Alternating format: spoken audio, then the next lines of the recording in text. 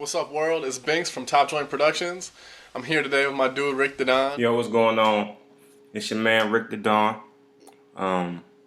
Just kicking it with my boy B. You know how we do it. We're here to talk about our new album that just released, All Stay Press. You can get it at topjointproductions.com. Let's talk about track number 1, Can You Smell It? Alright, so song number 1, Can You Smell It? That was more or less my idea. That was pretty much Rick's idea. Can you smell it? Binks was like, man, are you crazy? He was like, we can't talk about that. It's probably the most hard-hitting, raw, ignorant track on the album. I was like, look, Binks, look. Okay, we both graduated from college. That's an amazing achievement. And you know, most artists they brag a lot. So let's brag a little bit, okay? Going on song number 2, I Get By. That was Binks, baby, right there. I mean, Rick introduced me to that beat before we even started working on the album, and I took it back to the studio, and I love the way how the verse transitioned into the hook. That hook just hit me, I laid it down, and it's probably the best hook on the album. What's up, Rick? He just had that ready to go before we actually started the album, so I was like, yo, that's hot.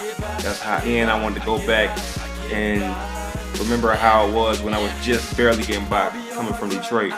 You had to, stay on your grind a little bit. So I was like, I got to go back to that. The next track, number 3, Real Love, Real Talk. At first, it was probably like my least favorite track on the album until I started talking to Rick, and he's right about, every album needs that one track for the ladies, for the real women. Anytime you do an album, hip hop guys, make sure you put something on there for the ladies, because if you don't got nothing for the ladies, she ain't gonna want to listen to that. So you got to make sure you put something on there for the women, okay?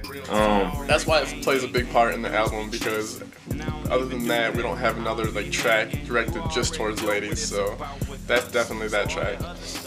Track number 4, Backwoods. Backwoods, that's Binks, baby.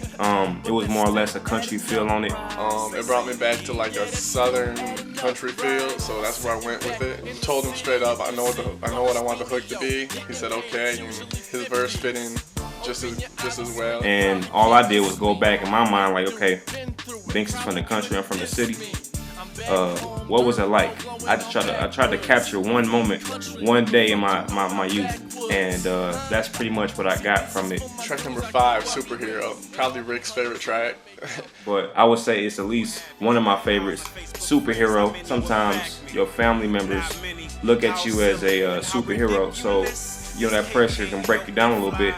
And not only that, I actually think I am a superhero. Like, I actually got superpowers. I'm trying to tell you, I got superpowers, people. He pretty much had everything ready to go on that track. He had the hook ready, he had his verse ready, and he put the pressure on me a lot just to come and lay down a verse just as inspirational and deep as his, but I feel like we accomplished that. Track number 6, Dreamin'. Dreamin', I wanted this to come from my heart as well as my mind. I wanted to make sure that I knew what I was saying. If you listen to that, you will hear that it's very calculated. That's how I wanted that to sound, okay? That's probably my favorite track.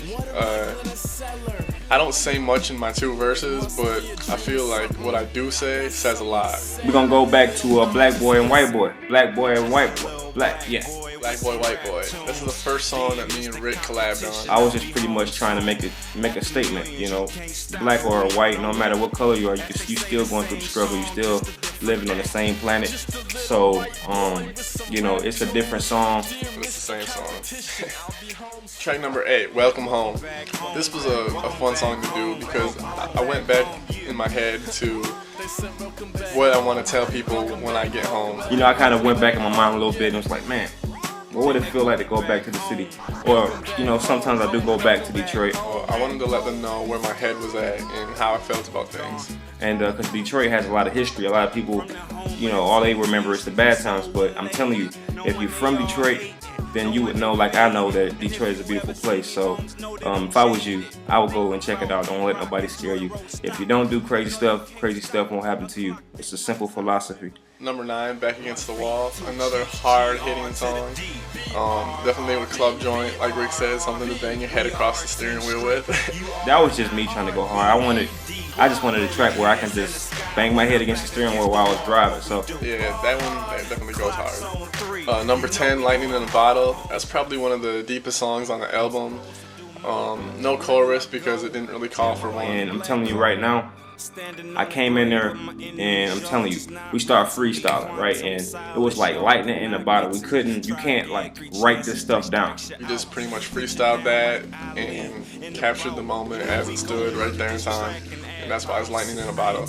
I was just more or less freestyling. We freestyled the whole album, so that was Binks idea. Alright? But I hope everybody enjoys this album. And if you haven't seen the video for Lightning in a Bottle, go check that out at youtube.com/TopJointStudios. You know, throughout this whole album, me and him just kept putting the pressure on each other. So if you ask me, it's an awesome album. I'm very glad to have been a part of this experience. It's been amazing, and hopefully you like it. So I guess they call me cocky, bro. I'm all about my business. Don't see why I should be stopping now. So you can catch me on the